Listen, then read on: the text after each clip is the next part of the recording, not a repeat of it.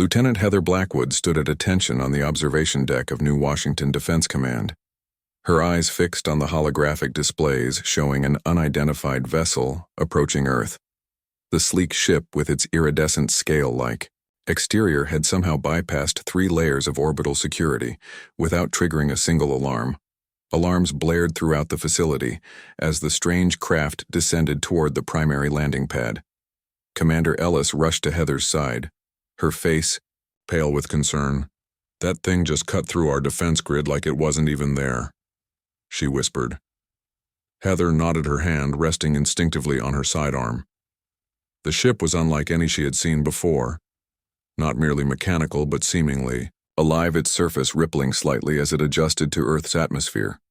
"All units prepare for first contact." Commander Ellis barked into her comm unit. "We have no hostile confirmation, but stay alert."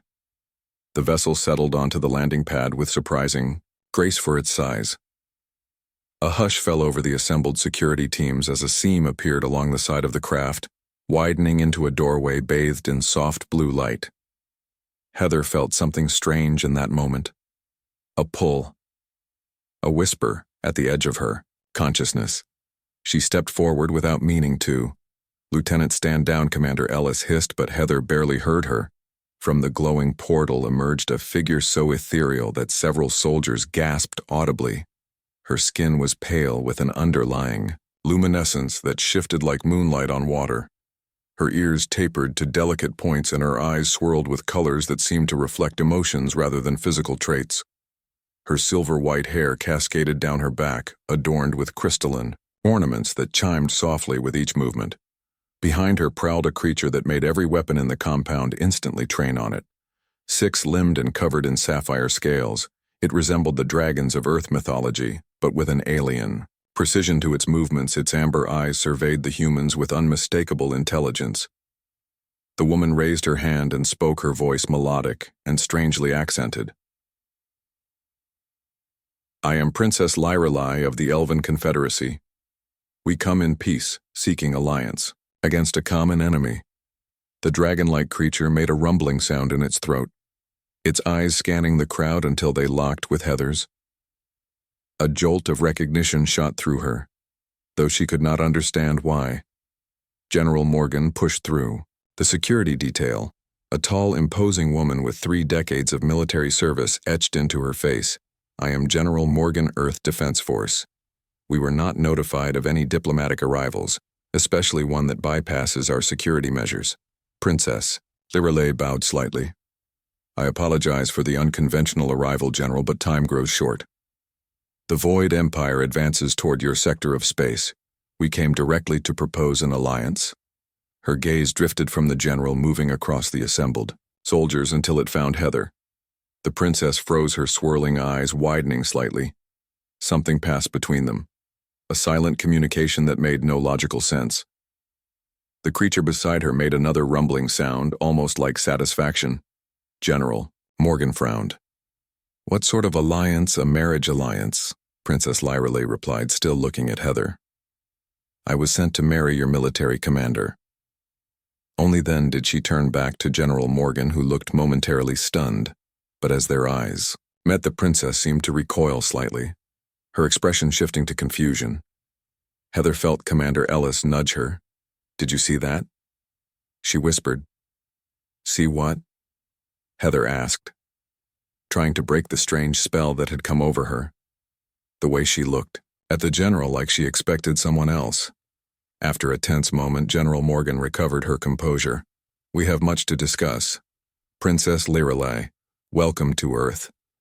The princess and her strange companion were escorted to the diplomatic wing of the compound. Commander Ellis assigned Heather to the security detail. "Something very strange is happening," Lieutenant Ellis said. "Watch them closely, but maintain protocol." Heather nodded, though she felt oddly anxious about being near the alien visitors again. The feeling was not fear, but something else, something she could not name. That night, unable to sleep, Heather found herself walking the secure corridor outside the diplomatic wing.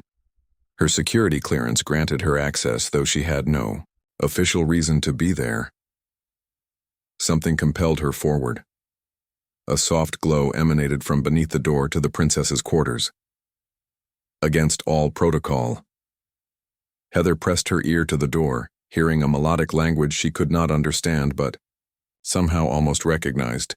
She swiped her security badge, acting on instinct rather than orders. The door slid open, revealing Princess Lyrelay seated cross-legged on the floor, her dragon companion curled around her. Both turned to look at Heather, with expressions that suggested they had been expecting her. The princess was surrounded by floating holographic symbols and what appeared to be a three-dimensional map of Earth's defense systems. Heather drew her weapon. "What are you doing with those?" "Security files," the princess smiled. Her eyes swirling with blue and gold. "I was waiting for you, Heather Blackwood." "How do you know my name, Heather?" demanded, keeping her weapon steady, despite the strange sensation crawling up her spine. "I know many things about you." The princess rose with fluid grace. "The Elven Confederacy sent me to marry a human, but they did not specify which human." The dragon creature unfurled itself, moving with startling speed to circle behind Heather, blocking her exit. Its intelligent eyes studied her with unmistakable curiosity. "What do you mean?" Heather kept her weapon raised, though she sensed it would be useless against either the princess or her companion. Princess Lyrelay approached slowly until she stood directly before Heather's weapon. Her swirling eyes locked with Heather's. "My ship detected your neural pattern as we approached Earth," she said softly. "It matches an ancient prophecy among my people. We call it the Nexus Pattern, one who can bridge worlds." The princess reached out, slowly pushing aside Heather's weapon with gentle pressure. Heather found herself unable to resist. "I was sent to find you," she whispered. "The marriage my people arranged was merely a cover for my true mission." The dragon made a sound, almost like laughter, a rumbling purr that vibrated through the floor. "This is Zephyr," Princess Lyrelay said with fondness. "He is not my pet, as your people assume, but my guardian. He, too, has been waiting to meet you." Zephyr lowered his massive head, his amber eyes level with Heather's. The lieutenant felt a presence brush against her mind, gentle but unmistakably alien. "The Void Empire comes," Lyrelay continued. "They consume worlds, drain them of life and energy. They have already taken half of our system's Earth is next unless we stand together." "But why me?" Heather asked, lowering her weapon completely. Lyrelay took Heather's hand, sending a shock of energy through her body. The princess's skin was warm, almost hot to the touch. "Because your mind can connect with mine," she said. "You are the bridge. We need the one who can unite our technologies, our strategies, our very consciousness." Heather wanted to pull away to report the security breach, but something deeper held her in place, a recognition that transcended logic or duty. "I should report this," she said, her voice weak. Lyrelay nodded. "But you will not, because you feel it too. The connection, the possibility." The dragon Zephyr moved closer, his scales gleaming in the dim light. He extended a clawed limb, touching Heather's shoulder gently. A vision flashed through her mind, a world with crystal spires and twin moons, burning cities and shadows that consumed everything. "The void comes," Lyrelay whispered. "They are already at the edges of your system, hiding, watching. Your General Morgan suspects nothing, but they are here." Heather swallowed hard. "Why should I believe you?" Lyrelay released her hand, stepping back to the holographic display. With a gesture, she changed the image, showing a dark mass at the edge of Jupiter's orbit, nearly invisible against space itself. "This was recorded by your own probes 2 days ago," she said. "Your scientists dismissed it as a sensor malfunction. It is not. They are scouts testing your defenses just as they tested ours." Heather stared at the image, recognition dawning. She had seen similar reports cross her desk, dismissed by senior officers. "What do you need from me?" she asked finally. Lyrelay smiled, her eyes swirling with determination. "Everything." Morning came with unexpected orders. Lieutenant Heather Blackwood was summoned to General Morgan's office, where she found the commander looking tired and suspicious. "Lieutenant, you are hereby assigned as official liaison to our alien guests, General," Morgan said, her voice flat. "I need someone I can trust to keep an eye on them." Report everything directly to me. Heather struggled to maintain a neutral expression after her secret midnight encounter with the princess. May I ask why me? General something about you seems to put the princess at ease, Morgan replied. And frankly, that dragon thing seems less likely to eat you than anyone else we send. An hour later, Heather stood outside Princess Lyrale's quarters, her mind racing with questions. The door slid open before she could announce herself. The princess stood there, dressed now in a modified Earth military uniform, though the material seemed to shimmer unnaturally around her form. You came, Lyrale said with a smile that suggested she found humor in some private joke I have been assigned as your liaison, Heather said formally, trying to ignore the strange pull she felt toward the alien woman. Liaison escort guardian spy Lyrale waved her hand dismissively. The words do not matter. We have work to do.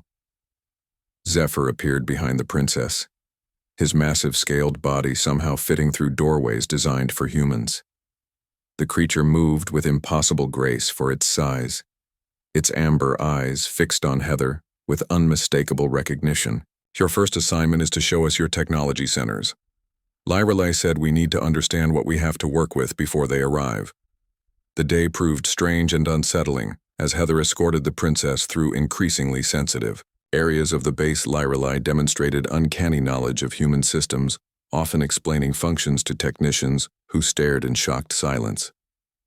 In the weapons lab, she examined a prototype particle cannon, her fingers dancing over its surface.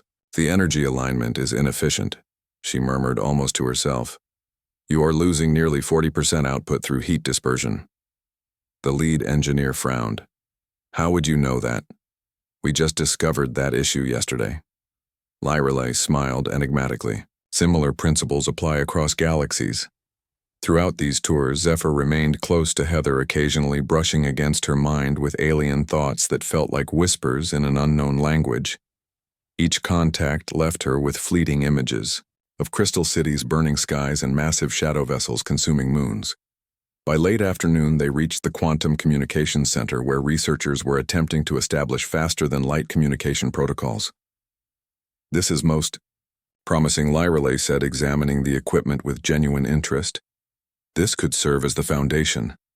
Heather stepped closer. Foundation for what? Before the princess could answer, alarms blared throughout the facility. Red emergency lights flashed. As the base defense system activated security breach at Research Lab 7, Commander Ellis's voice echoed through the comm system. All personnel to battle stations. Lyrale's eyes swirled with dark colors. Something akin to fear crossed her face.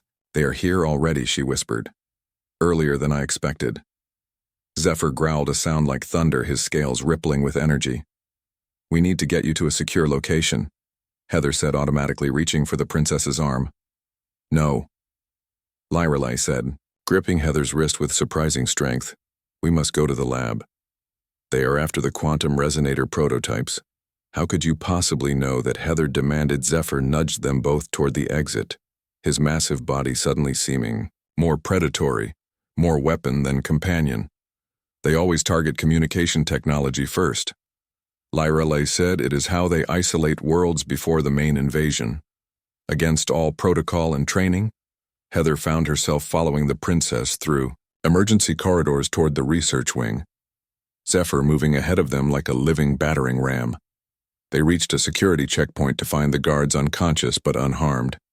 Heather checked their pulses while Lyrale examined the security. Panel void infiltrators, she said, her voice hard. They use neural disruption fields, non-lethal but efficient. The security door was sealed with emergency protocols. Heather swiped her badge, but the system remained locked down. Zephyr approached the door, placing one clawed limb against the control panel. Energy crackled between his scales and the electronic system. The doors slid open. How did he? Heather began. Questions later. Lyrale interrupted, moving swiftly through the opening research lab. 7 was in chaos. Equipment lay shattered on the floor, and 3 shadowy figures moved among the wreckage.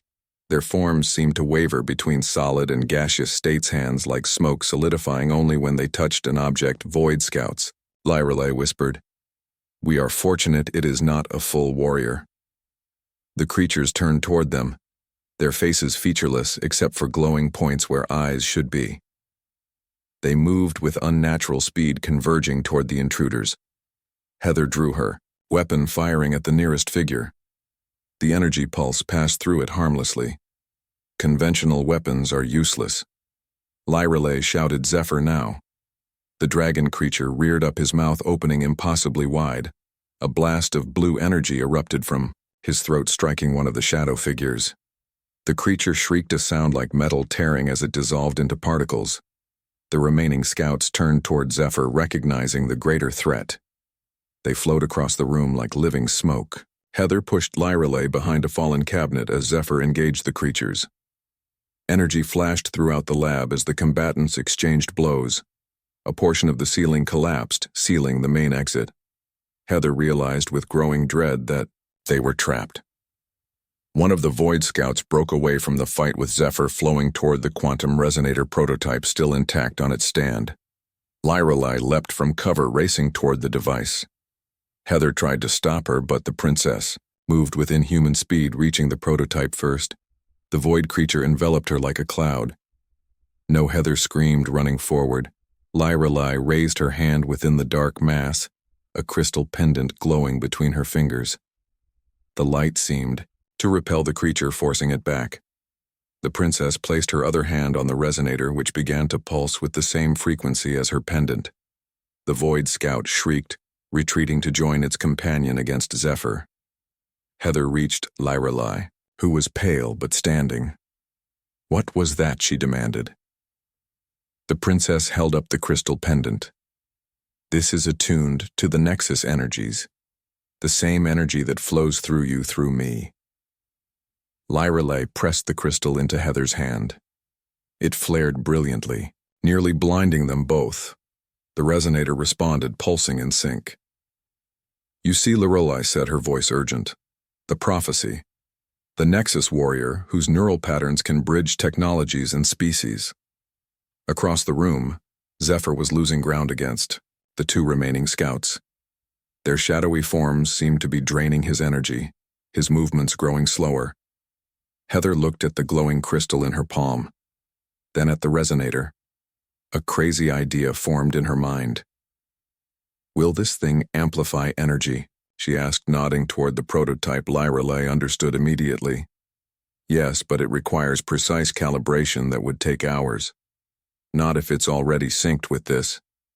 Heather held up the still glowing crystal. "Do it," the princess urged. Heather had no idea what she was doing, but something deeper than conscious thought guided her movements. She placed the crystal against the resonator, adjusting controls based on instinct rather than training. The device hummed, increasing in pitch and brightness. "Aim it," Lyrelay instructed. Heather lifted the joined devices, pointing them toward the struggling Zephyr and the Void Scouts. A beam of concentrated light erupted from the crystal, slicing through the shadow creatures. They dissolved with final shrieks, leaving Zephyr exhausted but victorious. The dragon limped toward them, his scales dimmed but eyes still alert. "What just happened?" Heather asked, staring at the crystal now fused permanently with the prototype. "You passed the first test," Lyrelay said, softly. "Your neural patterns recognize the harmonic frequencies without training. That should be impossible for a human." The laboratory doors burst open as security teams finally broke through the blockage. Commander Ellis led the charge weapons. "Ready." Her eyes widened at the destruction. "What happened here, Lieutenant?" she demanded. Heather hesitated, unsure how to explain. The princess stepped forward smoothly. "We encountered Void Scouts, Commander. They were attempting to steal your quantum technology. We stopped them with Lieutenant Blackwood's quick thinking." Ellis surveyed the scene suspiciously. "Where are these scouts now?" "Neutralized," Lyrelay replied. "They dissipate when killed. It is their nature." Hours later, after debriefings and medical examinations, Heather found herself in the science wing, sitting across from Chief Science Officer Olivia Martinez. The scientist studied a holographic display showing two DNA helixes rotating side by side. "I don't understand what I'm looking at," Heather admitted. "These are fascinating results," Lieutenant Martinez said. pointing to highlighted sections of the DNA strands. This is your DNA, and this is Princess Lyralae's. There are sequences here that match perfectly, that should be impossible. For species from different planets, Heather stared at the display. What does it mean? It means the princess has been telling the truth. Martinez said, your species share common ancestors somehow. Despite the external differences, your genetic core structures align in key areas. The door opened as Lyralae entered, followed by her ever-present guardian, Zephyr. The princess looked at the DNA display and nodded. 7 days had passed since the Void Scout attack. Heather lay in her quarters, tossing in her sleep. Sweat beaded on her forehead as visions flashed behind her closed eyelids. She stood beneath twin moons on a world not her own. Crystal spires reached toward the stars around her, trees with silver leaves whispered in a gentle breeze. She knew this place somehow had walked these paths before. Lyralae appeared beside her, dressed in ceremonial armor that seemed alive with shifting patterns. This was my home, Heather heard the princess say, though her lips did not move. The city of Elvenholm before the void came. The scene shifted violently. The same beautiful landscape now burned. Shadow creatures poured from the sky, consuming everything they touched. The crystal towers shattered one by one. Screams filled the air as people with features like Lyralae's fled in terror. Heather woke with a gasp, sitting upright in her bed. The room spun around her as fragments of the dream clung to her consciousness. She stumbled to the bathroom, splashing cold water on her face. When she looked in the mirror, she froze in shock. Her eyes, normally brown, now swirled with hints of color. Just like Lyralae's. Training sessions with the princess and Zephyr had grown more intense each day. They met in a secure facility cleared for their use. Heather found herself absorbing knowledge at an impossible rate, learning combat techniques that should have taken years to master. Zephyr taught her through a strange mental connection, showing her memories of battles fought centuries ago. Heather found she could understand the dragon's thoughts now. Not in words exactly, but in concepts and images that formed complete ideas in her mind. Lyralae worked with her on energy manipulation, teaching her to feel the flow of power through living things around them. Scientists monitored everything, recording data they could barely comprehend. "You're advancing faster than expected," Lyralae said during their morning session, her eyes showing pleasure in swirls of gold and green. The bond grows stronger even without the full ritual. Heather demonstrated a new ability, holding her hand over a wilted plant in the corner of the room. The leaves straightened, turning from brown to vibrant green. Under her touch, "I should not be able to do this," she said. "I dreamed of your world again last night. I saw its destruction." Lyralae nodded sadly, placing her hand atop Heather's. The contact sent electricity through them both. The memories come through. Our growing connection. Each day our minds synchronize more completely. In the monitoring room beyond the glass wall, scientists whispered excitedly, pointing at readouts and brain scans. Chief Science Officer Martinez shook her head in disbelief. "Admiral." Catherine Winters arrived that afternoon, a tall, severe woman with authority that outranked even General Morgan. She observed the training session, her expression growing darker with each demonstration. "This has gone far enough," she announced finally. "The alien is clearly manipulating our officer." "Admiral Winters." "Heather," began Lieutenant Blackwood. "You are relieved of duty pending psychological evaluation." Winters cut her off. "You have been compromised." Security teams entered the room surrounding Lyralae and Zephyr. The princess remained calm, but Heather could feel her anxiety through their strengthening. Bond Zephyr growled softly, positioning himself between the princess and the guards. "The creature is to be sedated and contained, Admiral," Winters ordered. "Its telepathic abilities make it a security risk. The alien princess will be confined to isolation until we determine the extent of her influence." Heather stepped forward. "This is a mistake. Admiral, the Void Empire could attack at any moment. We need their help." Guards restrained Lieutenant Blackwood. Winters commanded, "She is under alien influence." As the guards took hold of Heather, Lyralae was pulled in the opposite direction. Their eyes met across the room, a silent communication. Passing between them, a sudden pain tore through Heather's mind as the physical distance between them increased. No, Lyra cried out, sensing the same agony. They cannot separate us now. The bond is too advanced. Zephyr roared as tranquilizer darts struck his scaled hide. The dragon thrashed, sending guards flying before collapsing heavily to the floor. The last thing Heather saw before darkness claimed her was Lyra reaching toward her, their fingertips almost touching before they were pulled apart. Heather woke in the medical bay, her head pounding with pain worse than any migraine.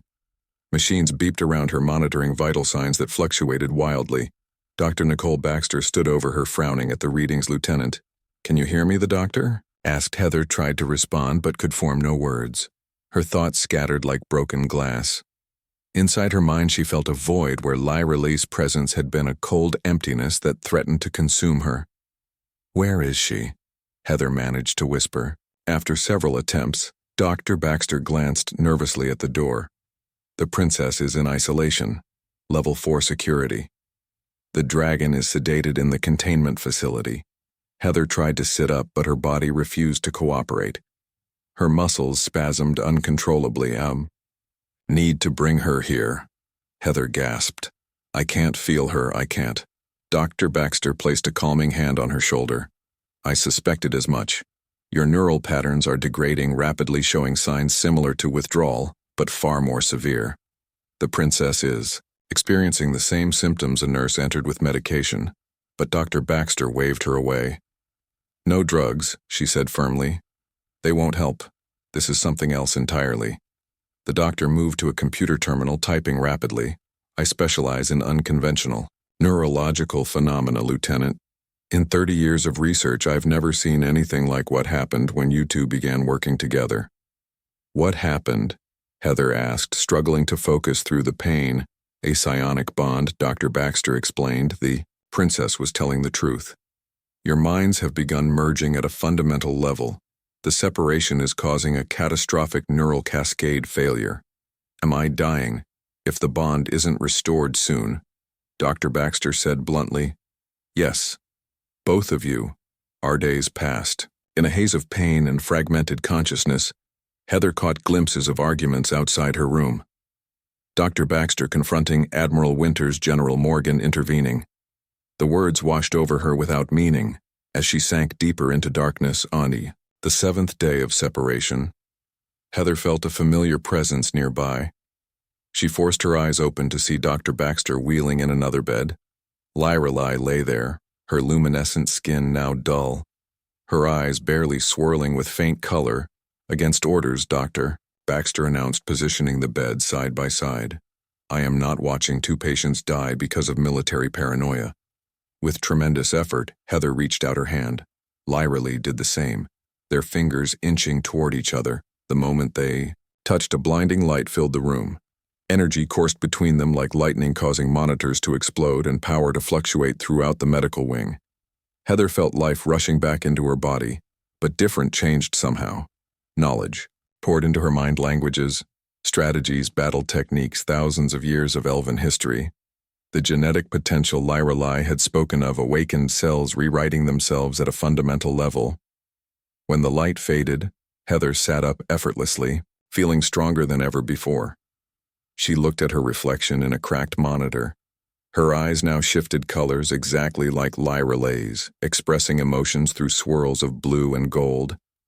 The princess, too, had transformed. Her features remained the same, but now a certain human quality tempered her otherworldly appearance. They had each taken on aspects of the other.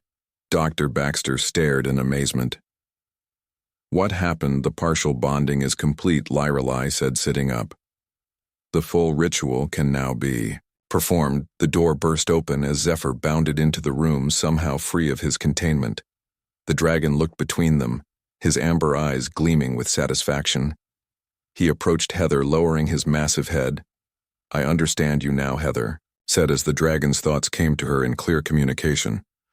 No longer fragments, but complete ideas. "Zephyr is pleased," Lyra translated with a smile. "He has waited centuries for this moment." Alarms blared throughout the facility. General Morgan rushed in, followed by security teams and Admiral Winters.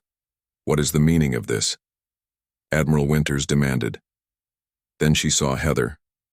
Her changing eyes, her transformed appearance. What have you done to her? Nothing that was not already destined. Lyra Lie replied calmly. The lieutenant has awakened to her true potential, as have I. Heather stood moving with new grace and confidence. Zephyr positioned himself beside her as naturally as he had once stood by Lyra Lie Admiral. We need to talk, Heather said, her voice carrying new authority. The Void Empire is not just coming. They are already here. She gestured to a computer terminal, which activated at her touch. Data flowed across the screen, showing shadow anomalies throughout the solar system, hundreds of them hiding in plain sight. How are you doing that? Admiral Winters asked, her anger giving way to astonishment. The same way I can do this, Heather replied, raising her hand.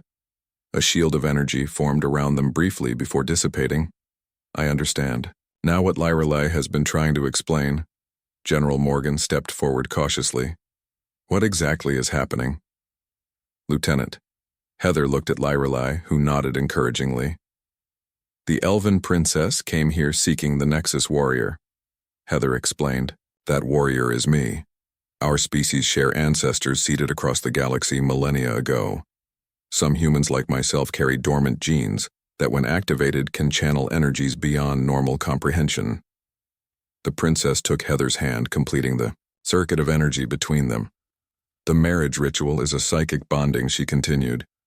It will create a warrior capable of wielding the ancient power needed to defeat the Void. The prototype stealth vessel Shadowhawk waited in launch bay. 3, its sleek black hull absorbing light rather than reflecting it. Lieutenant Samantha Reeves stood at the entry ramp, her expression grim as she watched the approaching group. This is insanity, she muttered as Heather, Lyra Lie, and Zephyr approached. The Dragon alone weighs more than our cargo capacity. Despite her concerns, Samantha had already prepared the ship for launch. Emergency supplies were loaded, fuel cells charged to maximum capacity. The quantum resonator prototype had been installed in the engine room following hurried instructions from General Morgan. Heather sensed the pilot's apprehension and smiled reassuringly. We need to trust each other. Samantha, the fate of 2 worlds depends on it. Samantha stared at Heather's eyes, watching the colors swirl with emotion. So it's true then, what they've been saying about you? Lyra Lie stepped forward, placing a gentle hand on Samantha's shoulder. The contact made the pilot gasp as a brief connection formed between them. Now she understands, Lyra Lie said. Samantha blinked rapidly, her resistance melting away. I don't know what you just did, but I saw things. I know things now that I shouldn't. Zephyr rumbled impatiently, his massive form somehow compressing as he approached the ship. His scales shifted and flowed, his 6 limbs folding against his body. Mass is relative to dimensional alignment. The dragon communicated directly to their minds. I will adjust. Before their eyes, Zephyr transformed his body, shrinking and reshaping until he was the size of a large dog, though his eyes remained unchanged. Ancient and knowing, Heather felt the transformation through their bond. The energy required was immense, but Zephyr had conserved his strength for this moment. We must hurry, Lyra Lie urged. The Void forces are establishing a blockade in orbit. Their scout ships are already entering the atmosphere. The 4 of them boarded quickly, with Samantha taking the pilot seat. Heather and Lyra Lie positioned themselves at the modified control panels, while Zephyr settled in the cargo area, his diminished form still radiating power. Launch sequence initiated. Samantha announced, her hands dancing across the controls. The ship hummed to life systems activating in sequence. The bay doors opened, revealing chaos above. Atmospheric fighters engaged with shadowy vessels that seemed to absorb weapons fire without damage. Explosions lit the darkening sky as Earth made its first desperate stand against the invasion. Shadowhawk lifted off, accelerating rapidly. The stealth technology combined with Lyra Lie's modifications made them virtually invisible to conventional sensors. Samantha piloted, expertly weaving through the aerial combat toward the upper atmosphere. They almost believed they would escape undetected until a transmission cut through their communications. Lieutenant Blackwood. This is Commander Grace Hudson, of Special Unit Starfall. The cold voice filled the cabin. You are in violation of direct orders. Return to base immediately or be designated hostile. Samantha glanced at Heather. How did they find us? This ship is supposed to be undetectable. Lyrelei frowned, placing her hands on the control panel. Her fingers moved across the surface, sensing energy patterns. There is a tracking device embedded in the hull. She said, "Someone expected us to take this ship." Heather accessed the ship systems through her newly enhanced abilities, confirming Lyrelei's suspicion. They knew we would try to leave. Commander Hudson spoke again. "This is your final warning. Lieutenant Blackwood's Starfall unit has authorization to use lethal force." 6 black interceptors appeared on their sensors, closing rapidly. From behind, these were Earth's most advanced fighters piloted by the elite Starfall squadron. Their weapons were designed to penetrate any known defense. "We cannot outrun them," Samantha said grimly, "and we cannot fight them." Zephyr rose from his resting place, approaching the engine room where the quantum resonator had been installed. His small form pressed against the device, establishing a connection. Energy flowed between them, the resonator humming at a new frequency. "I can create a dimensional fold," Zephyr communicated, "but only for a few seconds. We must time it perfectly." Heather understood immediately, guiding Samantha's hands on the controls. "Slow down," she instructed. "Let them get closer." Samantha stared at her in disbelief. "You're crazy. Trust me," Heather said, her eyes swirling with determination. The Starfall interceptors closed the gap, weapons locking onto the Shadowhawk commander. Hudson gave the order to fire. "Now," Heather shouted. Zephyr released a pulse of energy through the quantum resonator. Space itself seemed to fold around them, creating a pocket dimension that briefly removed them from normal space. The Starfall missiles passed through the space where they had been, striking each other in a cascade of explosions. When reality stabilized, the Shadowhawk was behind the interceptor formation, accelerating toward the upper atmosphere. The Starfall pilots broke formation, trying to reacquire their target. Samantha whooped with excitement. That was impossible. What just happened? "A dimensional shortcut," Lyrelei explained. "But Zephyr cannot perform it again so soon. It drains him too severely." The dragon had returned to the cargo area, his form even smaller. Now scales dimmed with exertion, they broke free of Earth's atmosphere, entering the cold vacuum of space. The view outside the viewport was terrifying. Massive shadow vessels hung in orbit, their forms barely visible against the darkness, except where they blotted out stars. Their surfaces rippled with energy as they began the process of consuming Earth's defensive satellites beyond the planet. Smaller void ships engaged with Earth vessels. The human ships fought valiantly, but were clearly outmatched. Samantha activated the FTL drive. The ship shuddered as superluminal engines charged. "We can reach the Proxima Centauri waypoint, then recalibrate for your coordinates," she told Lyrelei. "Once we're in FTL, they can't track us." Heather felt a moment of grief watching her homeworld recede, knowing what awaited those left behind. She reached for Lyrelei's hand, drawing strength from their connection. "This is not goodbye," she promised Earth. "We will return." The Shadowhawk accelerated to faster-than-light-speed stars, blurring around them as they escaped the solar system. Behind them, Commander Hudson ordered her squadron to report back to Earth. The Void invasion had begun in earnest, and every defender was needed. Hours passed in tense silence as they traveled through space. Lyrelei worked with the ships, systems integrating elven technology with human engineering. Heather assisted, her mind now able to understand concepts that would have been incomprehensible. Days before Zephyr recovered slowly, his diminished form gradually regaining its luster. Samantha observed them with fascination. "So the marriage ritual thing, it's real?" Lyrelei nodded without looking up from her work. "The bonding is ancient, older than both our civilizations. It awakens potential that lies dormant in compatible beings. And what exactly will happen when it's complete?" Samantha asked. "Heather and I will become something new," Lyrelei said. "Something with the power to disrupt the void consciousness. A nexus being that can sever their collective mind." Samantha shook her head. "That sounds more like a weapon than a marriage." "It is both," Heather explained, feeling the truth of it through her connection with Lyrelei. "Our minds, our abilities, our very beings will merge while remaining distinct. We will be two and one simultaneously. Their journey took them through contested space regions where the Void Empire had already begun its consumption. Planets once vibrant with life now hung dark and empty, their resources stripped, their populations harvested for energy. The devastation was beyond anything Heather had imagined. Lyrelai stood beside her at the viewport, her expression somber. This is what awaits Earth if we fail. A warning signal flashed on the control panel, proximity alert. Samantha called out. 3 Void patrol vessels. Approaching from Sector 7, evasive maneuvers, Heather ordered. Too late, Samantha replied. They're already scanning us. Zephyr moved to the center of the cabin, his form expanding slightly despite the confined space. Energy rippled along his scales as he prepared to defend them. No Lyrelai cautioned him. You are still too weak. The dragon ignored her, his amber eyes fixed on the approaching threat. Heather felt power building inside her, responding to the danger. Without conscious thought, she raised her hands, energy gathering between her palms. The partially formed bond with Lyrelai allowed her to channel forces she barely understood. The Void patrol vessels surrounded them, blocking all escape routes.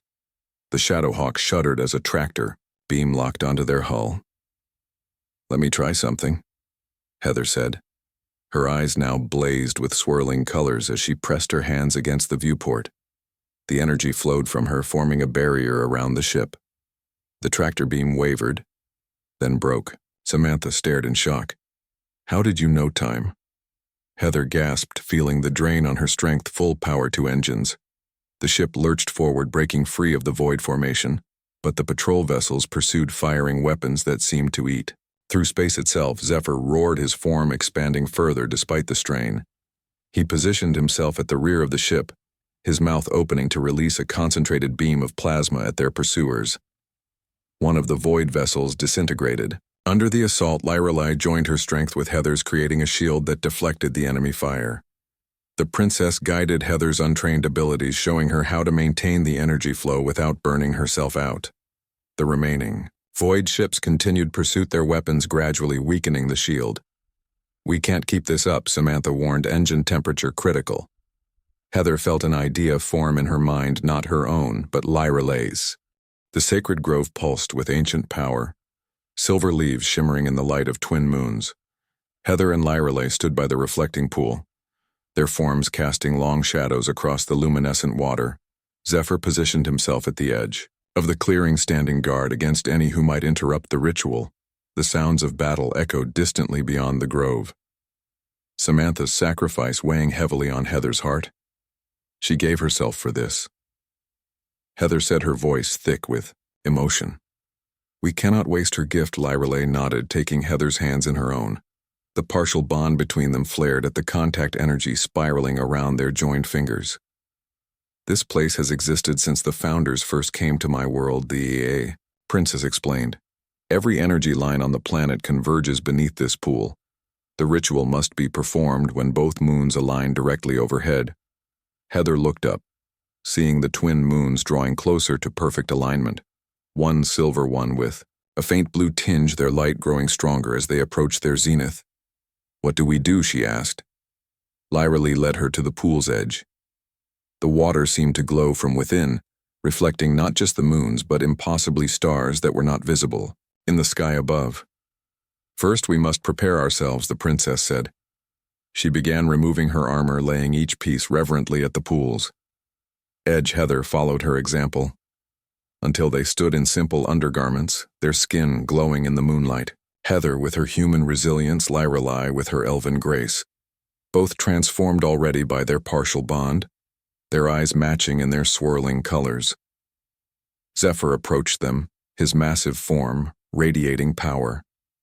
The dragon seemed different somehow, more ancient, more knowing. His amber eyes held wisdom beyond anything Heather had ever encountered.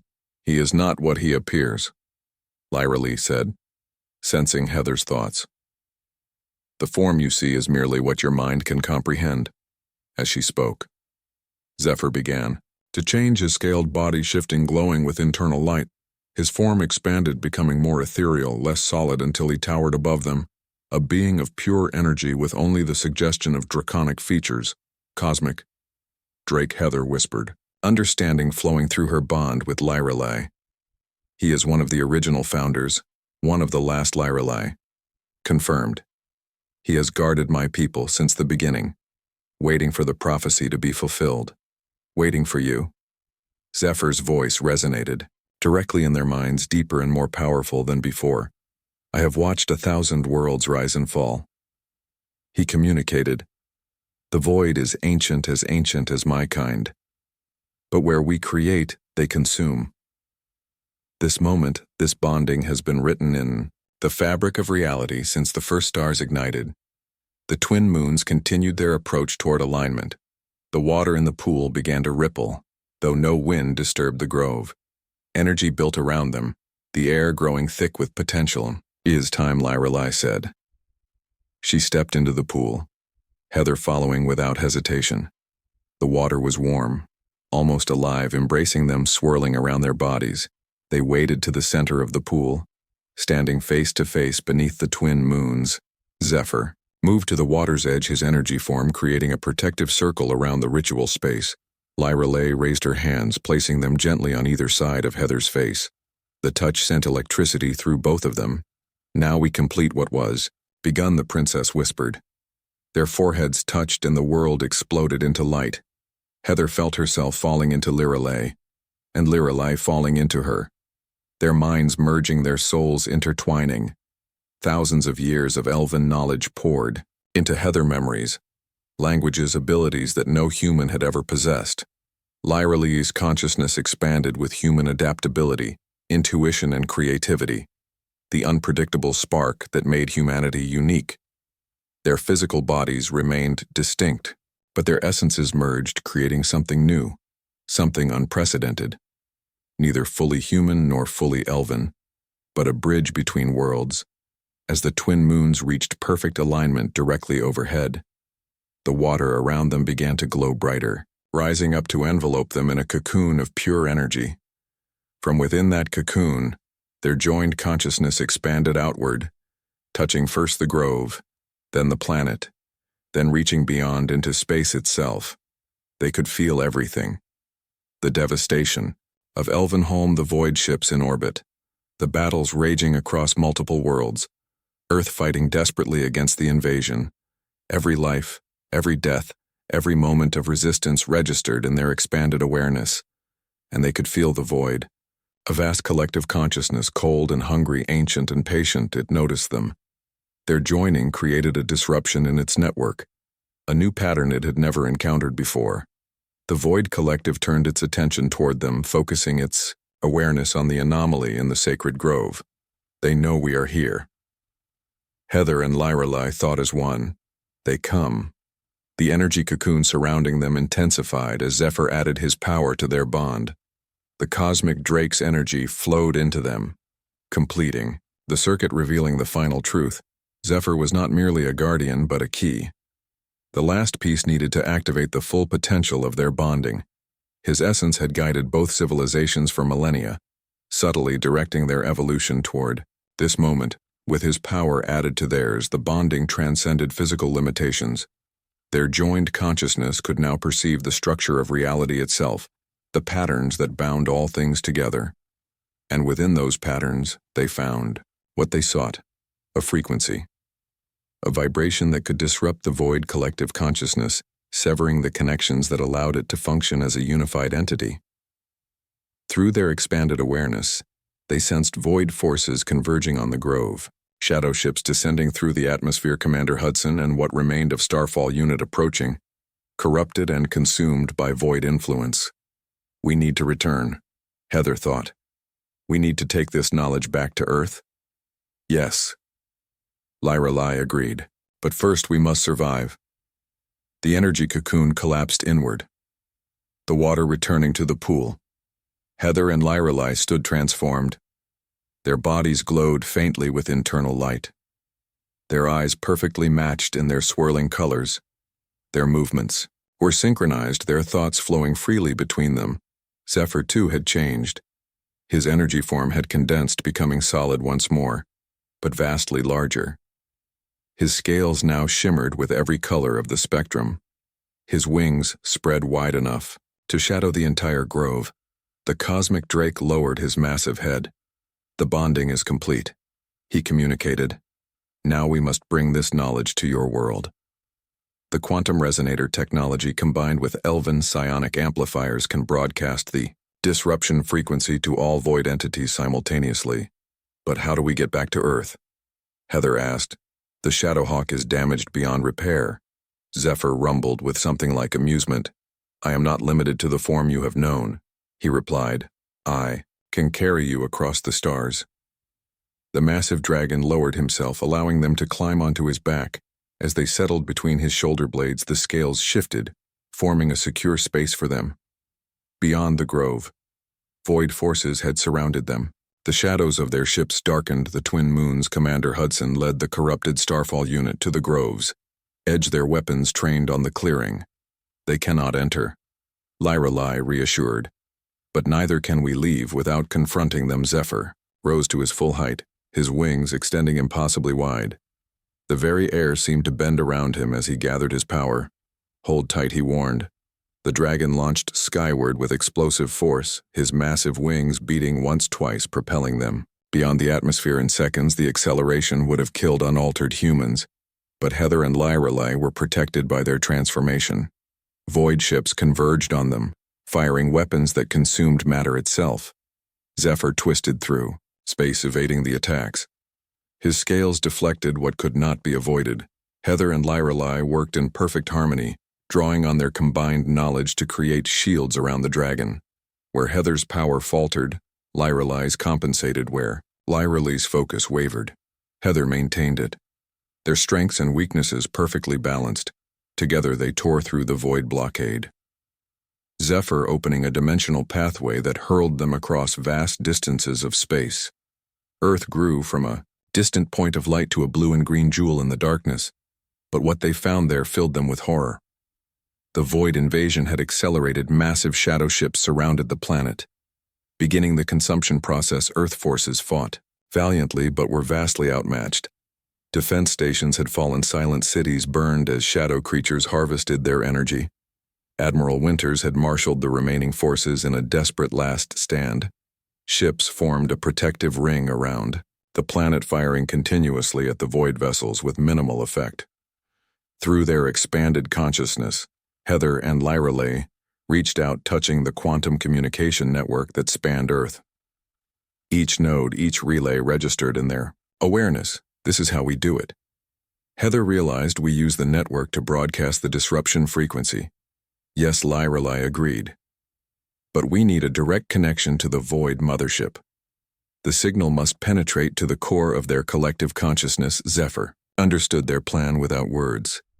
The great dragon accelerated toward the largest void vessel, a massive shadow construct that directed the invasion. The ship dwarfed everything around it, its surface rippling with harvested energy. Admiral Winters detected their approach, Earth forces adjusting their tactics to provide cover. As Zephyr dove toward the mothership, Lieutenant Blackwood, Admiral Winters' voice came through the